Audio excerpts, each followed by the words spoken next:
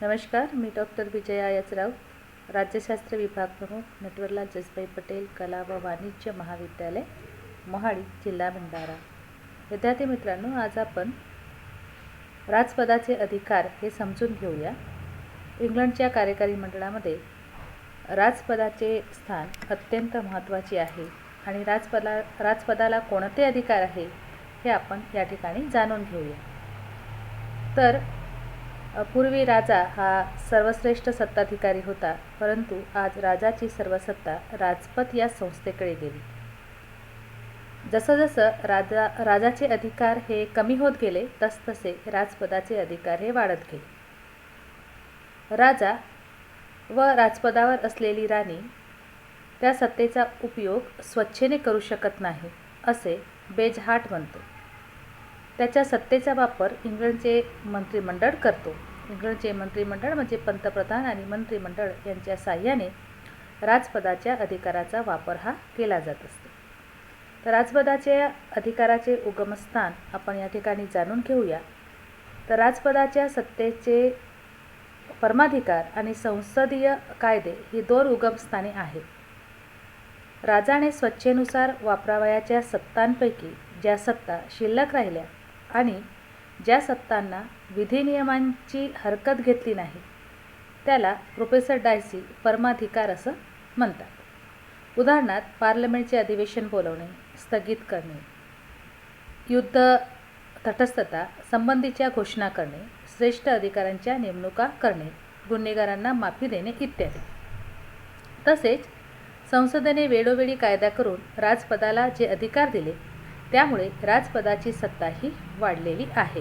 तर या ठिकाणी अधिकाराची उगमस्थाने ही दोन सांगितलेली आहे. तर सत्तेचा परमाधिकार जे स्वच्छेने राजाला मिळालेलं आहे आणि दुसरं संसदीय कायदे ही दोन उगमस्थाने या ठिकाणी आपण लक्षात घेतलेली आहे. यानंतर राजाला जे अधिकार प्राप्त झालेले आहेत, याचा अर्थ राजाचे अधिकार या नावानेच केले जातात. राजपदाला जे अधिकार प्राप्त झालेले आहे ते राजाच्याच नावाने त्याचा वापर हा केला जात असतो. परंतु येथे महत्त्वाची गोष्ट लक्षात ठेवायची आहे ती हीच की आज राजाला कोणतेही अधिकार प्राप्त झालेले नाहीत. म्हणजे सध्या घडीला राजाला अधिकार नाही. राजपद या संस्थेला जे अधिकार मिळालेले आहेत, म्हणून राजाचे अधिकार म्हणजेच राजपदाचे अधिकार असे समजणे योग्य ठरेल. राजपदाचे अधिकार म्हणजेच राजाचे अधिकार आणि राजाचे अधिकार तेच राजपदाचे अधिकार हे आपण या ठिकाणी लक्षात ठेवले पाहिजे. तर राजपदाचे अधिकार किंवा सिद्धांत रूपाने राजाचे अधिकार म्हणजे सिद्धांत रूपाने म्हणजे सैद्धांतिकदृष्ट्या किंवा राज्यघटनेच्या नुसार हे संपूर्ण 8 प्रकारचे जे अधिकार आपण या ठिकाणी खाली लिहिलेले आहे, हे संपूर्ण राजाला मिळालेले आहे.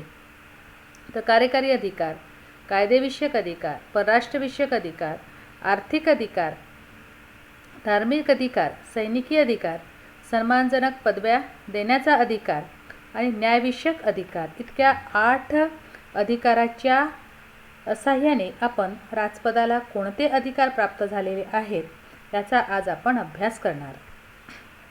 सर्वप्रथम पहिला अधिकार आपण या ठिकाणी जाणून घेऊया. तर राजपदाला कार्यकारी अधिकार कोणते प्राप्त झालेले आहेत. कायदेविषयक अधिकार हे राजाला किंवा राजपदाला जे प्राप्त झालेले आहेत त्याचा आढावा आपण या ठिकाणी घेऊया. तर राजाचे अधिकार दिवसेंदिवस कमी होत आहे, परंतु त्याचप्रमाणे राजपदाच्या अधिकारात दिवसेंदिवस वाढ होत आहे असे आग आणि झिंक म्हणतात. सर्वोच्च पालिका या नात्याने राजपदाला पुढील प्रकारचे अधिकार आहेत. नंबर 1, इंग्लंडचा संपूर्ण राज्यकारभार राजपदातर्फे चालतो. राजा इंग्लंडचा सर्वोच्च शासक असून राज्यकारभार राजाच्याच नावाने चालतो. सर्व निर्णय राजाच्याच नावाने घेतले जातात आणि सर्व आदेश व हुकूम राजाच्याच नावाने काढले जातात. म्हणजे संपूर्ण इंग्लंडचा जो कारभार आहे तो राजाच्या नावाने चालत असतो. दुसरं, राज्यामध्ये शांतता, सुव्यवस्था, विधिनियम, शासन चालविणे, अंतर्गत धोरणाची निश्चिती करणे, ते अंमलात आणणे अशी सर्व जबाबदारी राजपदावर टाकण्यात आलेली आहे. नंबर 3, शासनातील वरिष्ठ अधिकारी व पदाधिकाऱ्यांच्या नेमणुका राजाकडून केल्या जातात. राजा पंतप्रधान व त्यांच्या सल्ल्याने इतर मंत्र्यांची नियुक्ती करतो. म्हणजे राजा पंतप्रधानांना नियुक्त करतो व त्यांच्या साहाय्याने इतर मंत्र्यांची नियुक्ती करत असतो. चौथं, सैन्यातील अधिकारी, वसाहतींचे गव्हर्नर, विदेशात पाठवायचे राजदूत, देशाचा हिसेब तपासणीस, न्यायाधीश इत्यादी वरिष्ठ अधिकारी राजाकडून नियुक्त केले जातात. या नियुक्त्या करताना राजा पंतप्रधानाचा सल्ला घेतो. वरिष्ठ अधिकाऱ्यांना पदावरून काढण्याचा अधिकारसुद्धा राजालाच आहे.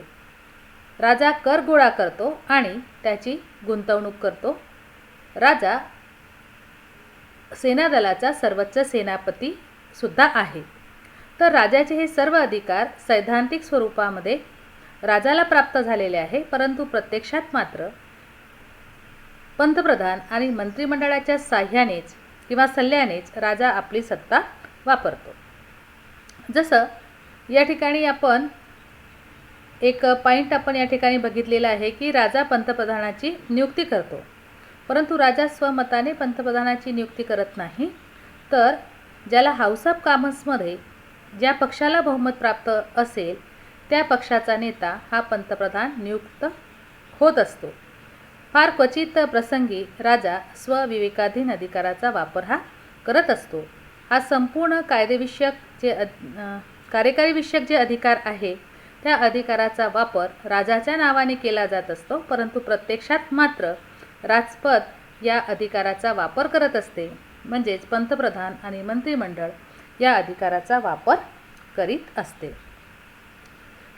यानंतर आपण राजपदाचे विधिविषयक अधिकार आपण या ठिकाणी जाणून घेऊया. तर इंग्लंडमध्ये सत्ता विभाजन सिद्धांताचा अवलंब करण्यात आलेला नाही. राजपदाचे विधिविषयक किंवा याला कायदेविषयक अधिकारसुद्धा म्हणता येईल. तर सत्ता विभाजनाचा जो सिद्धांत आहे तो इंग्लंडमध्ये लागू नाही. सत्ता विभाजनाचा सिद्धांत हा अमेरिकेमध्ये आहे, इंग्लंडमध्ये तो नाही. त्यामुळे इंग्लंडची विधिविषयक सत्ता राजपद व संसद या संस्थांकडे आहे. त्यानुसार इंग्लंडच्या संसदेची अधिवेशन बोलवणे, स्थगित करणे, प्रसंगी हाऊस ऑफ कॉमन्सचे मुदतपूर्व विसर्जन करणे, नवीन निवडणुका घेणे, हाऊस ऑफ लॉर्ड्सचे सदस्य नियुक्त करणे हे अधिकार राजपदाचे आहेत. दुसरं, संसदेच्या प्रतिवर्षाच्या पहिल्या अधिवेशनाचे पहिल्या दिवशी संसदेत जाऊन उद्घाटनपर भाषण करणे, त्याला अभिभाषणसुद्धा म्हणतात. अशा भाषणात आगामी वर्षातील शासकीय धोरण आणि कार्यक्रम यांची संसद सदस्यांना माहिती करून देणे हे राजपदाचे अधिकार आहे. असे भाषण मंत्रिमंडळातर्फे तयार केले जाते. राजा हे भाषण केवळ वाचून दाखवत असतो. तिसरं, संसदेने संमत केलेल्या प्रत्येक विधेयकाला राजाची संमती असणे आवश्यक आहे. राजाच्या संमतीशिवाय विधेयकाचे कायद्यात रूपांतर होत नाही. राजाला अशा विधेयकाला नकार दर्शविण्याचा अधिकार होता. पूर्वी 1707 पर्यंत राजा हा नकाराधिकार दाखवू शकत होता, परत विधेयक पाठवू शकत होता. परंतु 1707 सालानंतर या अधिकाराचा अवलंब कोणत्याही राजाने केलेला नाही. त्यामुळे आता अशी प्रथा पडलेली आहे की संसदेने संमत केलेल्या प्रत्येक विधेयकाला राजाने संमतीही दिलीच पाहिजे. नेक्स्ट, ब्रिटिश वसाहतीसाठी अध्यादेश जारी करणे, त्यामध्ये परिवर्तन करणे किंवा असा अध्यादेश रद्द करणे हे अधिकार राजपदाचे आहेत. ब्रिटिश अधिपत्याखाली ज्या काही वसाहती शिल्लक आहेत तर त्याच्या जो निर्णय आहे तो निर्णयसुद्धा राजपद हा घेत असतो. तर इंग्लंडमध्ये प्रदत्त विधेयकामुळे राजपदाच्या कार्यकारी सत्तेत वाढ झालेली आहे. हा 5वा आपण या ठिकाणी कायदेविषयक अधिकार राजपदाचा बघत आहोत. तर इंग्लंडमध्ये प्रदत्त विधेयकामुळे राजपदाच्या कार्यकारी सत्तेत वाढ झालेली आहे. म्हणजे उपकायदे तयार करण्याची जी सत्ता आहे ती राजपदाला प्राप्त झालेली आहे. राजा पार्लमेंटला संदेश पाठवू शकतो, एखाद्या विषयावर विचार करण्यास सांगू शकतो आणि राजाने पार्लमेंटला जो संदेश पाठवला असतो तो महत्त्वाचा असतो, त्यावर पार्लमेंट विचारही करत असते. नंबर 7, राजाच्या शिफारसीशिवाय कोणतेही धनविधेयक हाऊस ऑफ कॉमन्समध्ये मांडता येत नाही. इवन इतर सरकारी विधेयकेसुद्धा राजाच्याच मदतीने मंत्र्याकडून मांडली जात असतात. तर अशा प्रकारे कायदेविषयक अधिकारसुद्धा राजपदाला मोठ्या प्रमाणामध्ये प्राप्त झालेले आहेत. परंतु राजा हे सर्व अधिकार चा वापर करत नाही, तर सैद्धांतिकदृष्ट्या हे राजालाच प्राप्त झालेले आहे. जसे की पार्लमेंटच्या अधिवेशनासंबंधीचा निर्णय हा राजा करत नाही, तर पार्लमेंटची कामकाज समिती व मंत्रिमंडळाकडून घेतला जात असते. याशिवाय राजा जे उद्घाटनपर भाषण करत असतो ते त्याने स्वतः तयार केलेले नसते, तर ते मंत्रिमंडळाकडून तयार केलेले असते. याशिवाय हाऊस ऑफ कॉमन्सचे मुदतपूर्व विसर्जन राजा स्वतः करू शकत नाही, तर हे पंतप्रधानाच्या सल्ल्याने केले जात असते. याशिवाय विधेयकांना राजाची स्वीकृती ही सुद्धा आता एक औपचारिक बाब राहिलेली आहे.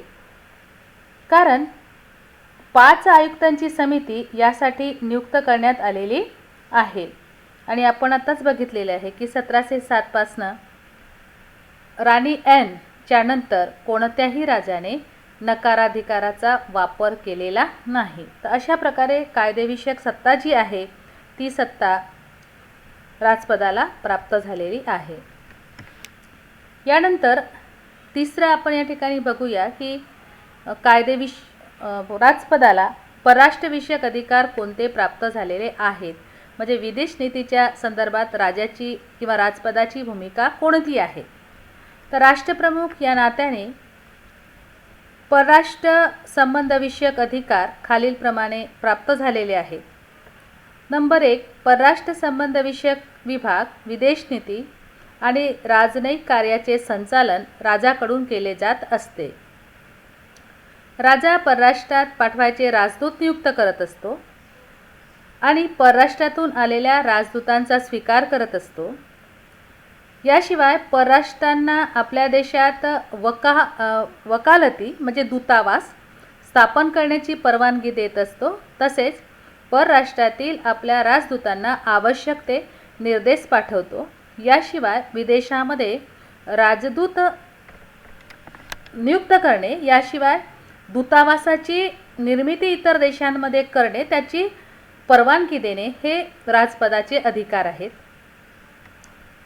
नंबर 2, तो संयुक्त राष्ट्रासारख्या आंतरराष्ट्रीय संघटनामध्ये आपल्या देशाचे प्रतिनिधी नियुक्त करत असतो. ज्या आंतरराष्ट्रीय स्वरूपाच्या ज्या संघटना आहेत, संयुक्त राष्ट्र संघटनेसारख्या अनेक ज्या काही आंतरराष्ट्रीय संघटना आहेत त्यामध्ये आपल्या देशाचे प्रतिनिधी पाठवतो.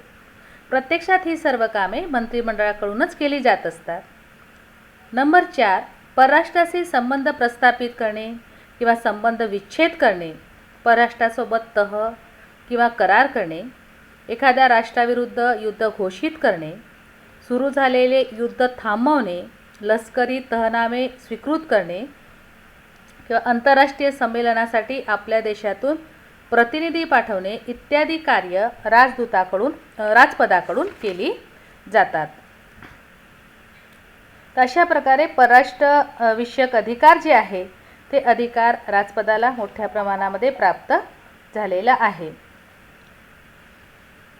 यानंतर 4थ्या क्रमांकाचा अधिकार आपण बघूया राजपदाला प्राप्त झालेला आहे, आर्थिक अधिकार. तर आर्थिक अधिकार हे राजपदाला कशा प्रकारे प्राप्त झाले आहे. तर नंबर 1, इंग्लंडचे सर्व आर्थिक व्यवहार राजाच्याच नावाने चालतात. दरवर्षी वार्षिक अंदाजपत्रक राजाच्याच पूर्व परवानगीने आणि राजाच्या वतीने अर्थमंत्री हाऊस ऑफ कॉमन्स पुढे सादर करतो. तर जे अर्थविधेयक आहे ते अर्थविधेयक नेहमी कनिष्ठ सभागृहामध्ये मांडले जात असते आणि इंग्लंडचा कनिष्ठ सभागृह हा हाऊस ऑफ कॉमन्स आहे. लोकांचा प्रतिनिधित्व करणारा गृह आहे. म्हणून प्रथमतः हाऊस ऑफ कॉमन्समध्ये अर्थमंत्री अर्थविधेयक मांडत असतो. नंबर 2, अंदाजपत्रकावरील उत्पन्न व खर्च या बाबतीत कपात सुचविण्याचा किंवा एखादी बाब रद्द करण्याचा अधिकार राजपदाला आहे. तसेच या अंदाजपत्रकात एखादी नवीन गोष्टीवर कर लावण्याची शिफारस करण्याचा अधिकार हा राजपदाला आहे.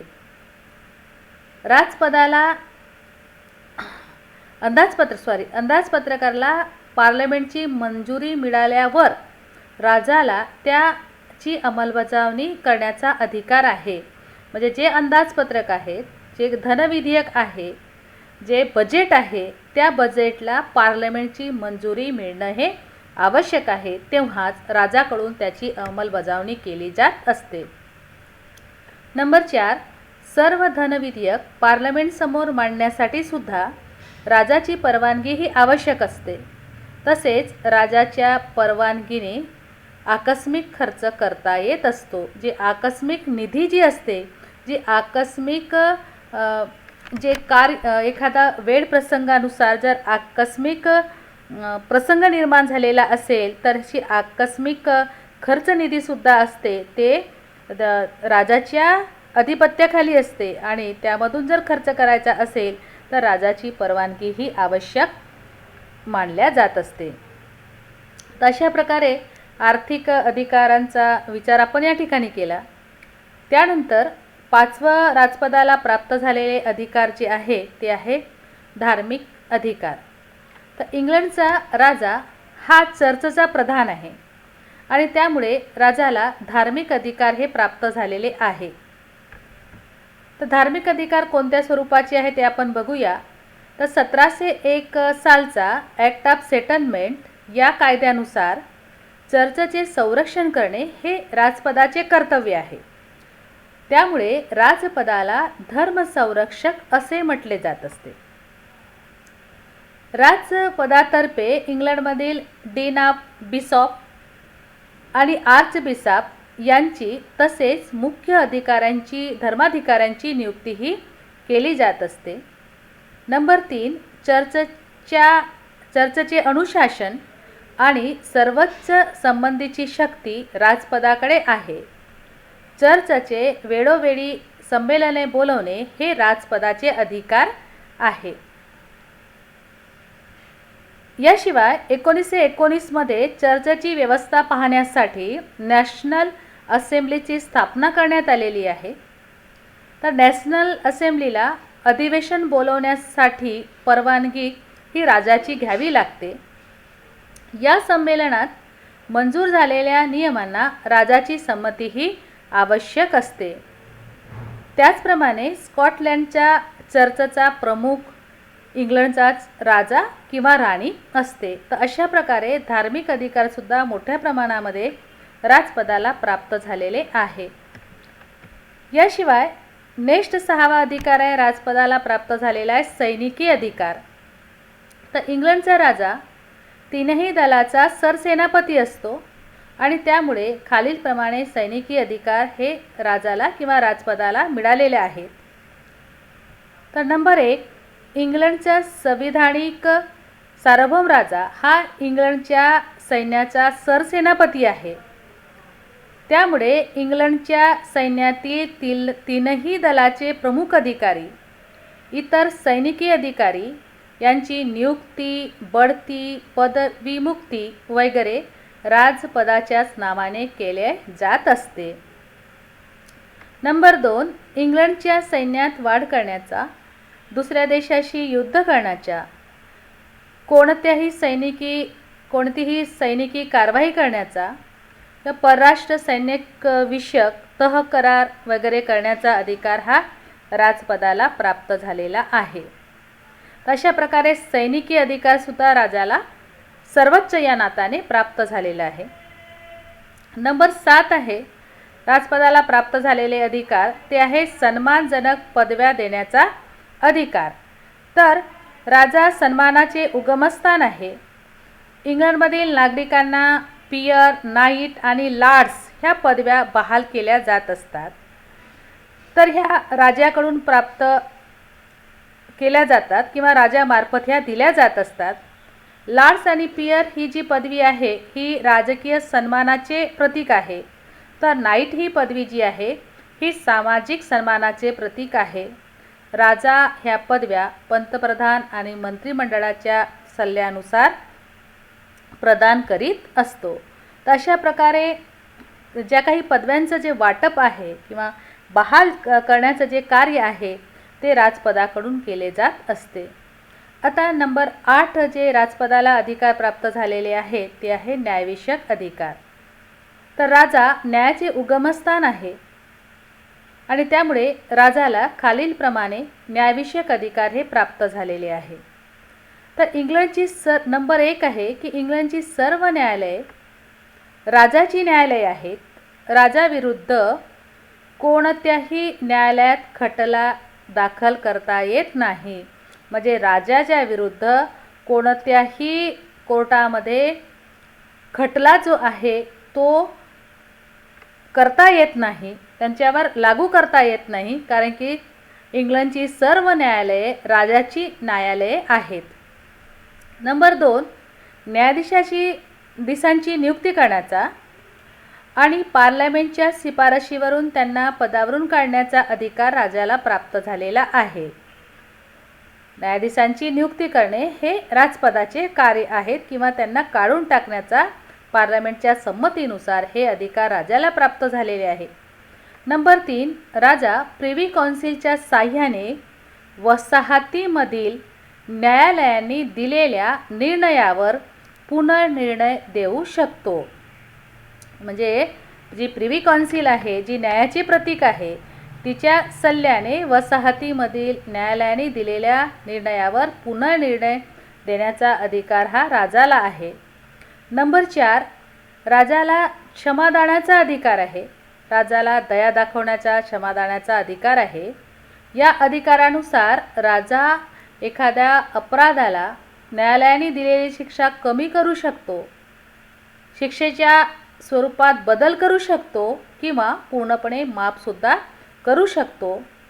परंतु दिवाणी दाव्याच्या संदर्भात राजाला हा अधिकार नाही. फक्त फौजदारी स्वरूपाचे जे दावे आहेत, क्रिमिनल जे केसेस आहेत, त्या संदर्भात राजाला हा अधिकार, क्षमादानाचा अधिकार प्राप्त झालेला आहे. आता एक परंपरा म्हणून राजाला न्यायाचे उगमस्थान मानले जात असते. तर अशा प्रकारे 8 प्रकारचे अधिकार हे राजपदाला प्राप्त झालेले आहेत. हे आपण या ठिकाणी जाणून घेतलेलं आहे, समजून घेतलेलं आहे. परंतु या ठिकाणी तुम्ही लक्षात ठेवायचं आहे की राजपदाचे अधिकार हे राजाचे अधिकार आहेत, परंतु वास्तविक व्यवहारामध्ये या अधिकाराचा जो वापर आहे तो वास्तविक प्रमुख म्हणून पंतप्रधान व मंत्रिमंडळ हे करीत असते. तर अशा प्रकारचे आपण 8 प्रकारचे जे अधिकार आहेत ते अधिकार राजपदाचे आपण या ठिकाणी समजून घेतलेले आहेत. थँक्यू.